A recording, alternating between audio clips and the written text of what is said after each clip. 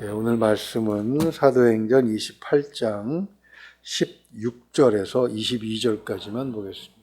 우리가 로마에 들어가니 바울에게는 자기를 지키는 한 군인과 함께 따로 있게 허락하더라.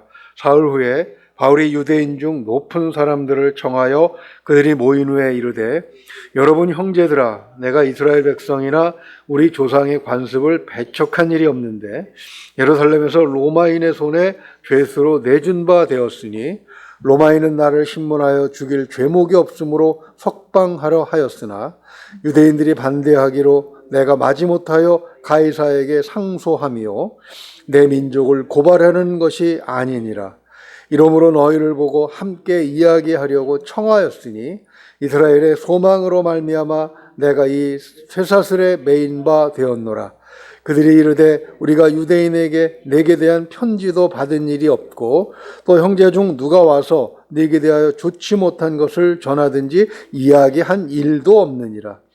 이에 우리가 너의 사상이 어떠한가 듣고자 하니 이 파에 대하여는 어디서든지 반대를 받는 줄 알기 때문이라 하더라. 아멘. 바울은 비록 제수의 신분으로 로마에 입성을 했지만 자신의 목적이 무엇인지를 잃지 않았습니다. 그는 원래 방문하는 지방마다 먼저 유대인의 회당을 찾아갔지요. 그래서 거기서 말씀을 전합니다. 동족을 한 사람이라도 더 구원하자고 하는 소망도 있었지만 성경에 대해서 잘 아는 동역자를 얻고자 하는 그런 의식이 더 컸기 때문입니다. 한 사람 한 사람이 얼마나 큰 힘이 되는지 바울은 잘 알고 있었기 때문입니다. 목사 안수 받고 나와서 개척을 하는 사람들에게 목사님들이 농담삼아 그렇게 얘기합니다. 맨 땅에 헤딩한다, 이런 얘기를 합니다. 돕는 사람 아무도 없이 사모와 둘이서 그렇게 1년 2년씩 강대상에서 눈물 뿌리며 우는 그런 분들도 참 많이 있습니다. 한 사람의 동역자만 있어도 해나갈 수 있는 그런 일이라는 사실을 사도 바울은 너무나도 잘 알고 있었어요. 그러나 오늘 17절을 보게 되면 로마에 있는 유대인 지도자들을 자신의 셋집으로 초청하고 있습니다. 방법이 변한 것이죠. 16절 말씀처럼 그가 죄수의 신분으로 거기 와 있기 때문입니다. 비록 자유롭기는 하지만 그러나 거주가 제한되어 있었기 때문이죠. 길이 막히면 사실 이렇게 돌아가야 하는 것입니다. 길이 막혔으니까 하나님의 뜻인가 보다, 그만두어야 되겠다, 하지 말아야 되겠다 라고 할 일이 있고, 그렇지만 돌아가서라도 해야 할 그런 일이 있다는 것이죠. 우리는 아주 작은 불편함에도 불평과 불만을 늘어놓을 때가 있습니다. 그러나 바울은 비록 제약을 많이 받는 신분일망정 그런 불평과 원망보다는 자기 사명에 집중하고 있는 것을 볼 수가 있습니다. 중고등학교 때 영어를 배우면서 입에 닳도록 외운 문구가 하나 있습니다. 구르는 돌은 이끼가 끼지 않는다. 불평과 원망은 일하기 싫을 때, 게으름을 피울 때 나오는 영혼의 잡음인 것이죠. 어제 사모가 전도 같이 하던 사모님들 만나서 왔는데 말은 안 해주면 속으로 제가 반성을 많이 했습니다. 그분들은 코로나19에도 쉬지 않고 계속해서 전도를 하고 계셨다는 얘기를 들으면서 이게 참 그렇구나 하는 생각을 해봤습니다. 바울은 이런 면에서 정말 멋진 사람입니다. 매사에 이렇게 믿는 자의 아름다운 본이 되고 있습니다. 본문은 이런 바울을 통해서 복음을 전하는 자가 가져야 할 아주 중요한 기본적인 원리 그리고 자세에 대해서 교훈을 주고 있습니다. 바울이 자신의 입장에 대해서 고변한 것을 먼저 생각을 해보려고 합니다. 자신을 찾아온 로마의 유대인 지도자들에게 자신의 입장을 설명한 것이죠. 바울은 자신이 비록 제수의 신분으로 로마에 압송되었지만 유대인들이나 유대의 전통을 어긴 것이 없다. 율법을 지키지 않은 것이 없다. 이렇게 소개를 하고 있습니다. 그렇습니다. 유대 가이사라에서 바울을 신문하던 로마 총독은 바울이 죄가 없다는 것을 공개적으로 선포했죠. 그러면 왜 죄수의 신분이 되었는가? 19절 말씀처럼 유대인들이 그것을 인정하지 않았기 때문입니다. 즉 총독 베스도가 바울을 풀어준다고 하더라도 유대인들이 암살하려고 시도하겠죠. 바울은 자신이 억울한 고소를 당했다는 것을 황제에게 상소해서 증명하는 길밖에는 다른 길이 없었던 것입니다. 자, 그러면 유대인들은 왜 바울을 그렇게 핍박한 것인가? 우리 돌아가서 한 번 더 정리를 해보죠. 사도행전 26장 6절과 7절 한번 잠깐 보겠습니다. 이제도 여기 서서 신문 받는 것은 하나님이 우리 조상에게 약속하신 것을 바라는 까닭이니 이 약속은 우리 12지파가 밤낮으로 간절히 하나님을 받들어 섬김으로 얻기를 바라는 바인데 아그리빠 왕이여 이 소망으로 말미암아 내가 유대인들에게 고소를 당하는 것이니이다. 아멘.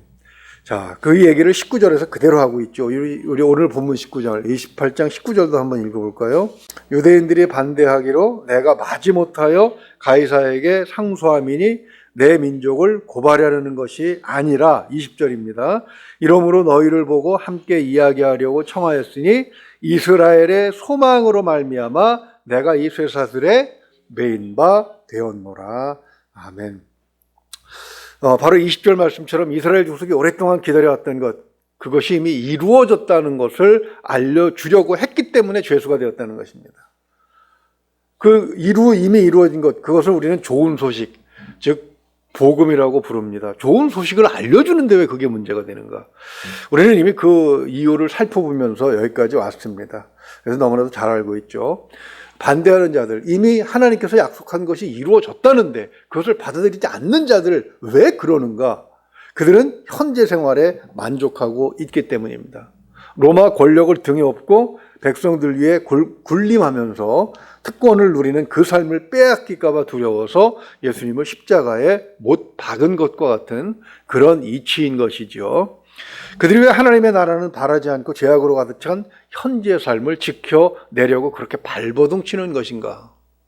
사도행전을 다시 한번 정리를 해보면 두 가지만 정리하면 그렇습니다. 첫째는 하나님을 믿지 않기 때문입니다. 하나님은 그저 자신들의 특권의 배경으로 이용할 뿐이죠. 혹은 믿는다고 할지라도 잘못 믿는 것입니다. 하나님은 소수의 유대인만 사랑하시는 것이 아닌데 그들은 하나님은 자기들만의 하나님이라고 주장을 합니다. 유대인만 사랑한다고 말씀하신 부분도 물론 있기는 있지만 그러나 유대인을 사랑하는 것은 그들을 통해서 다른 사람들도 구원할 수 있고 그들을 통해서 그 사랑을 다른 민족에게 전할 수 있는 통로가 되기 때문에 사랑한 것이지 맹목적인 사랑은 아니었다는 것을 구약 성경이 말씀하고 있습니다. 두 번째로 생각해 볼 수 있는 것, 그들은 바울이 전하는 이 하나님이 싫은 거예요. 미워하고 증오하고 배척하고 그리고 모든 방법을 동원해서 죽이려고 하는 것입니다. 왜 그렇게 싫습니까? 자기들이 생각하는 하나님과 하나님이 그들에게 원하시는 것이 다르기 때문에 그렇습니다. 서로 감정이 다르게 되면 그다음에 그 마음속에 뭐가 생겨요? 미움이 생깁니다. 이 미움이 증오로 성장하게 되면 어떻습니까? 배척하고 그리고 모든 방법을 동원해서 제거하려고 하는 것. 그것이 사람들의 그 악한 속성이죠. 사람이 싫은 것. 참 이게 경계해야 하고 조심해야 될 일입니다. 사람이 싫으면 주는 것도 없이 싫고 받는 것도 없이 싫습니다. 그건 다른 게 아니라 이 사도행전에서 보여주는 유대인들의 모습을 보게 되면 하나님 앞에서 그렇게 할 수 있다는 거죠. 그것은 우리의 죄악된 속성이 작용하는 것이고 그 부분을 깨닫지 않으면 우리는 끝까지 우리를 괴롭히는, 우리가 누구를 미워한다고 해서 우리가 미워하는 그 사람에게 어떤 조금이라도 손해가 갑니까? 그렇지 않지요. 바로 그런 부분들의 인식을 우리가 해야 되는 것입니다. 아무튼 바울은 지금 유대인들이 원하고 바라던, 자기 조상들이 바라던 소망이 이루어졌다는 사실을 전하려고 했는데 그것 때문에 죄인이 되었다고 이야기를 하고 있습니다. 그래도 더 재미있는 것은요, 바울의 변명을 들은 유대인들의 반응입니다. 첫 번째 보인 반응이 21절인데 21절 보세요. 자기들은 그 바울에 대해서 들은 바가 없다는 것입니다. 정말 그렇습니까? 몇몇 신학자들은 22절 하반절의 말씀, 이 파에 대하여서는 어디서든지 반대를 받는 줄 알기 때문이라, 이 말하고 모순이 되죠. 들은 적 없다고 하면서 네가 전하는 것은 너 다 반대를 당하지 않느냐, 이렇게 얘기하는, 이렇게 모순된 얘기를 할 수밖에 없는 이유가 무엇인가, 그것을 우리가 한번 생각을 해보자는 것이죠. 그리고 또 바울이 로마로 오기 전까지 바울과 관련된 문제는 2년 동안 예루살렘의 핵심이었습니다. 바울이 2년 동안 가이사랴 감옥에 갇혀 있었고 유대인 지도자들은 계속해서 국민을 선동하고 백성들을 선동하고 그리고 바울을 죽이려고 했잖아요. 총독이 죄가 없음을 알면서도 풀어줄 수 없을 만큼 유대 사회에 큰 이슈가 되는 것이 바로 바울을 죽이는 문제였습니다. 그런데 전 세계 중심이라고 하는 로마에 살고 있는 유대인들이 그걸 모를 리가 없는 겁니다. 그럼에도 왜 그럼 그들은 듣지 못했다고 말하는 것인가? 그것은 19절 하반절 말씀처럼 바울이 유대인을 고발하지 않겠다고 말한 것과 관련이 있습니다. 바울이 이제 황제 앞에 가서 재판을 받게 되면 다 드러나게 돼요. 뭐가 드러납니까? 총독이 발견한 것, 황제도 발견하게 될 것이다. 죄가 없는데 고소를 당했다는 것을 알게 됩니다. 무고죄라고 하죠. 무고죄도 어떤 경우에는 그 벌이 크더라고요. 단지 자기 개인적인 원한을 갚기 위해서 없는 죄를 만들어서 누군가를 고발을 하고 수사를 받게 하고 재판을 받게 하는 그런 죄. 당신은 로마 제국 시대였으니까 황제를 기만한 죄, 로마 제국의 행정을 어지럽힌 죄, 상당히 크게 그 핍박을 받습니다. 그러면 유대인들이 죄 없는 자를 핍박한 것이 드러나게 되니까 어때요? 로마에 있는 사람들은, 로마에 있는 유대인들이 크게 행동의 제약을 받을 수 있는 것입니다. 오히려 그들이 죄인이 되는 것이죠. 더군다나 바울은 어때요? 무엇을 가지고 있습니까? 로마의 시민권을 가지고 있습니다. 시민권이 참 중요한 것 같아요. 우리는 한국의 시민권을 가지고 있는데, 주민등록증을 가지고 있는데, 어렸을 때 부모에게 버림받거나 고아가 돼서 미국의 홀트 아동복지를 통해서 입양됐는데 30년을 미국에서 살았는데 시민권을 만들어주질 않아서 그 양부모들이 다시 한국으로, 한국말 한마디도 모르는 쫓겨온 사람들이 한두 명이 아니더라고요. 참 사람들이 이렇게 무책임할까 하는 생각을 좀 해보게 되는데, 하여튼 그 로마의 시민권이 있는 바울, 그 바울을 핍박한 것은 결코 작은 죄는 아니었던 것입니다. 그래서 두려워서 그들은 바울의 이야기를 듣지 못했다고 선을 긋고 있는 것이죠. 즉 유대, 예루살렘에 있는 그 사람들과 자신들의 선을 확실하게 그어놓고 있는 것입니다. 다른 지역에서 바울이 전하는 도를 어떻게 생각하든 자신들은 자신들이 듣고 판단하겠다. 그들이 무슨 목적으로 바울에게 그것을 듣겠다고 했는지는 정확하게 설명을 할 수 없지만, 그러나 바울에게 있어서, 그리고 우리와 같은 입장에 있어서는 복음을 전할 기회가 한 번 더 주어졌다는 것이죠. 바로 그것에 우리는 초점을 맞춰야 될 것 같습니다. 그러면 바울에게서 우리가 한 번 더 살펴볼 수 있는 것이 있는데, 복음을 전하는 자, 즉 예수 그리스도를 믿는 자는 기독교 우리의 신앙에 대해서 이렇게 억하심보를 갖고 있는 사람들에 대해서 어떤 자세를 가져야 되는가. 사실 사람들이 억울한 일을 당하게 되면 속에서 뭐가 일어나요? 분노가 일어나죠. 예. 우리의 제약된 본성은 그 본성이 제멋대로 하도록 맡겨둔다면 받은 만큼 돌려주려고 하는 것뿐만 아니라 더 돌려주려고 하죠. 그래서 우리 속담에도 그런 거 있잖아요. 되로 받고 말로 갚는 겁니다. 그뿐인가요? 반드시 한 걸음 더 나아가되 바로 그것을 막기 위해서 주님이 뭐라고 하셨습니까? 오른밤을 때리거든 왼밤을 돌려대라. 예수 믿는 게 사실 예수님의 말씀대로 하면 그렇게 쉽지는 않은 것 같습니다. 그러나 그렇게 되면, 왜 그렇게 말씀하셨는가? 그렇게 되면 관계가 끝나버리게 됩니다. 바울은 로마 시민입니다. 가이사에게 상소하면서 유대인들에게 당한 만큼 갚고자 했다면 바울은 로마에서 특히 유대인들에게 복음 전하는 일을 그만둬야 되는 것이죠. 이렇게 볼 때 기독교인으로서 가끔 쓸데없는 명분을 내세우는 사람들이 있습니다. 우월한 위치에서 힘으로 뭔가를 장악하고 전하고자 하는 그런 주제로 그 교회를 선동하고 다니는 사람들이 많이 있습니다. 참 지금도 유튜브나 또 어떤 교회들 보면은 특별한 강사를 초청했다고 해서 올라온 그 내용을 들어보면 기가 막혀요. 왜 교회가 정치적인 힘을 갖자고 그렇게 얘기하는 건지, 왜 교회가 폭력으로 세상의 권력에 맞서 싸우자고 하는 건지, 어디 성경에 그런 게 있습니까? 언제 예수님이 베드로에게 칼을 들고 나가 싸워라 라고 말씀하셨습니까? 언제 바울이 내가 당한 만큼 갚아주겠다 그렇게 말씀하신 바가 있습니까? 힘으로 굴복해서 무릎 꿇게 할 수 있습니다. 하지만 그렇게 되면 이미 그 복음은 변질이 되는 것이죠. 복음을 전하는 측은 마치 약자에게 은혜를 베풀듯이 가르침을 내리게 되어 있고, 받는 사람도 자유함으로 받는 것이 아니라 억지로 받는 것이 되기 때문입니다. 하나님께서 바울을 죄수의 신분으로 로마에 보내신 것은 어제 살펴본 것처럼 복음의 본질이 바로 섬기는 것이기 때문입니다. 바울은 이것을 로마서 1장 14절에서 이렇게 설명하고 있죠. 헬라인이나 야만인이나 지혜 있는 자나 어리석은 자에게 다 내가 빚진 자니라. 주님은 마태복음 10장 8절에서 제자들에게 거저 받았으니 거저 주어라, 이렇게 신신당부를 하고 계십니다. 저도 중국에서 그 곤명이라고 하는 곳에서 대학 교수들하고 성경 공부할 때 중국어를 배우겠다고 들어가서 만나서 성경 말씀을 제가 설교를 작성해서 제대로 문법이나 이런 거 제대로 그 작성을 했는지 체크를 해달라 그러면서 시작을 했는데, 나중에는 그렇게 얘기하더라고요.